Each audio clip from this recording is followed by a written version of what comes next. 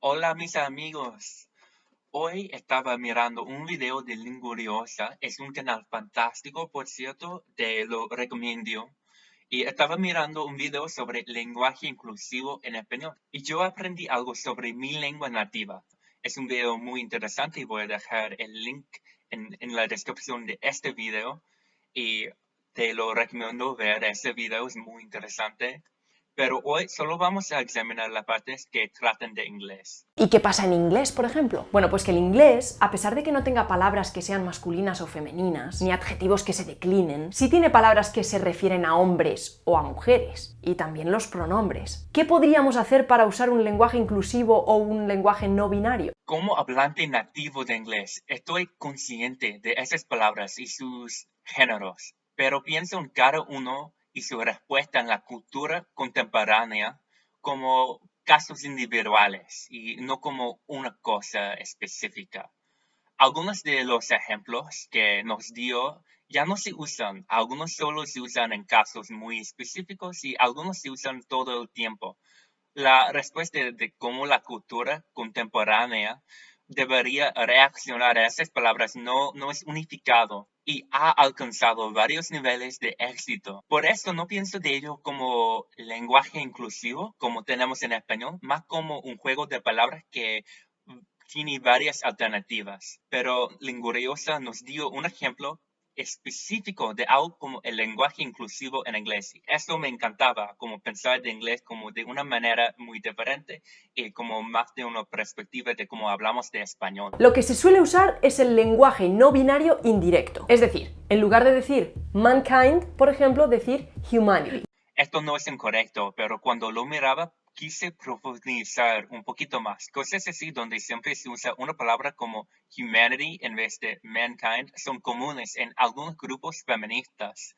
Pero en general, la palabra mankind se entiende como aceptable, especialmente porque su alternativa humanity todavía tiene man, aunque las palabras no sean relacionadas etimológicamente. Pero este tipo de lenguaje inclusivo, que es no binario indirecto, no es posible en muchos casos. Como uno de los ejemplos que nos dio era actor y actress.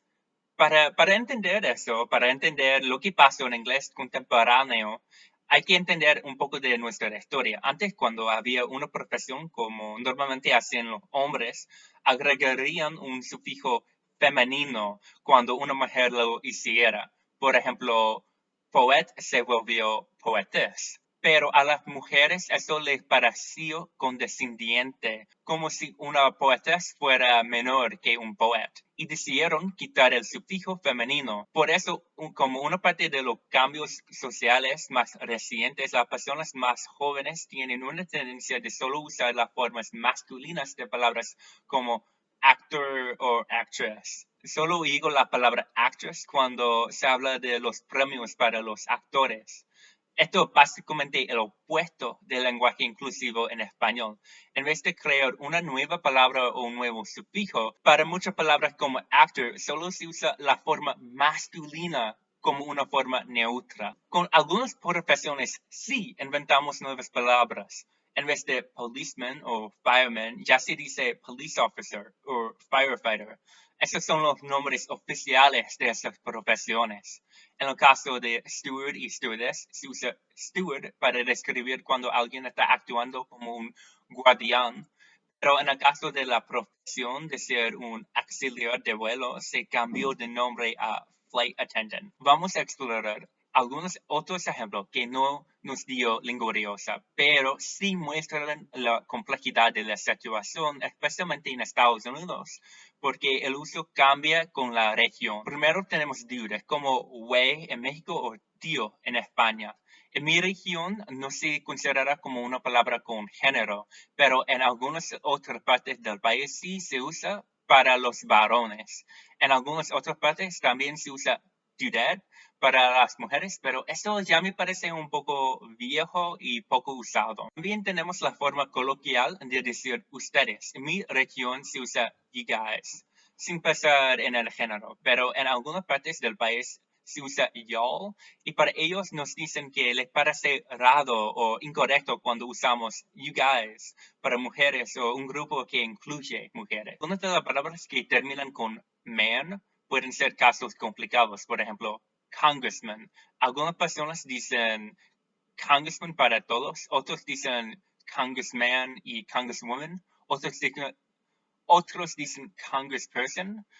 Ninguna opción es usado universalmente, pero ninguna opción es muy controversial. También tenemos la palabra chairman, que es otro caso un poco complicado. Es como presidente de un club pequeño y muchas veces se puede decir chairperson, pero también solamente se puede como cortarlo como chair. También como congressman se puede decir chairwoman. Y finalmente tenemos las palabras que tienen una connotación de género, pero no tienen buena alternativa. Por ejemplo, el verbo to man something, que quiere decir tripular, y no tienen un buen alternativo en cada caso, pero tampoco se ve ni como incorrecto ni ofensivo. Los otros ejemplos, sir y madam, son casos especiales también porque solo se usan para individuales y no para grupos.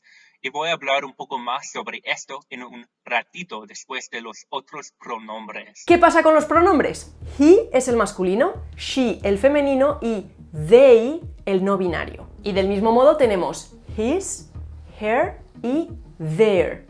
Eso tampoco es incorrecto, pero hay mucho más para decir. El uso de they en inglés para un género indefinido es muy común desde antes de inglés moderno. Literalmente, técnicamente comenzamos a hablar así cuando el inglés era otra lengua que ya no puede entenderse. Se usa cuando no se sabe el género de la persona y no es muy importante. Hay algo parecido en español. Por ejemplo, si pregunto a una chica cómo su cita de sueño sería, y me dice que en su cita de sueño le dan flores y le llevan a un restaurante italiano, está imaginando una persona, pero está usando el plural. Así igual en el inglés. Por un tiempo los maestros de inglés nos decían que eso era incorrecto, pero la verdad es que no tenían una razón para hacerlo. Es una posición lingüísticamente indefensible. Muchas personas que dicen que están en contra de ese uso no lo entienden muy bien y algunos lo usan sin darse cuenta. Pero en la cultura contemporánea ya tenemos un nuevo caso. Las personas que no se identifican con un género muchas veces dicen que siempre se usa they. Esto es más controversial y la respuesta varía de persona a persona. Algunas personas dicen que es incorrecto y que todo el mundo tiene que ser hombre o mujer y no usan they así.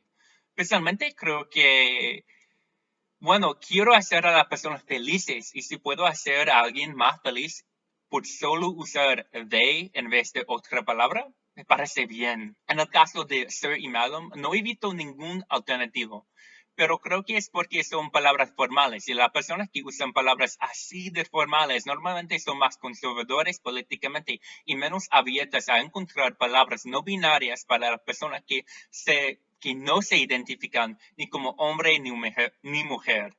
Pero en vez de Mr. o Miss, sí he visto M o Mix. Esas palabras no son muy comunes y no muy aceptadas, pero hay algunas personas que las prefieren. Para las palabras de relaciones familiares también puede ser un poco complicado. Los simples son brother y sister, donde se puede usar sibling, y mother and father, donde tenemos parent. Nephew y niece son más complicados. He visto nibbling, pero eso no es común. Es como decir mexicane en vez de mexicano. Algunas personas lo hacen, pero no muchas. Creo que hay algunas personas que sí lo usan cuando van a tener un sobrino, pero todavía no se sabe el género de ese sobrino. Y a veces, si esa persona no se identifica como mujer o hombre, a su tía o tía va a llamarle nibbling. Todavía no he visto ningún alternativo para aunt y uncle, pero imagino que sí existe en algunas comunidades. Y hay una cosa más que me destacó del video de Linguriosa. Vale, y ahora la pregunta más importante. ¿Por qué tú no lo usas? Pues básicamente porque nadie me obliga a usarlo. Estoy totalmente a favor del lenguaje inclusivo y no binario, pero lamentablemente la mayoría de la gente no. Hay una gran diferencia cultural sobre el lenguaje inclusivo. Lo que deberías saber si estás aprendiendo inglés o vas a hablar con muchos gringos es que por muchas razones de la cultura y el lenguaje, esas alternativas tienen mucho apoyo y es un apoyo que está creciendo. Las cosas que no son muy populares ahora, a lo mejor van a ser populares un día. No estoy diciendo que tiene que usar el lenguaje inclusivo en inglés, pero deberías saber que vas a encontrarlo en muchos espacios anglosajones. Casi tengo 100 suscriptores y estoy muy emocionado por eso. Y si te gustan mis videos o videos así y quieres mostrar tu apoyo, lo apreciaría mucho si te suscribes al canal. Gracias.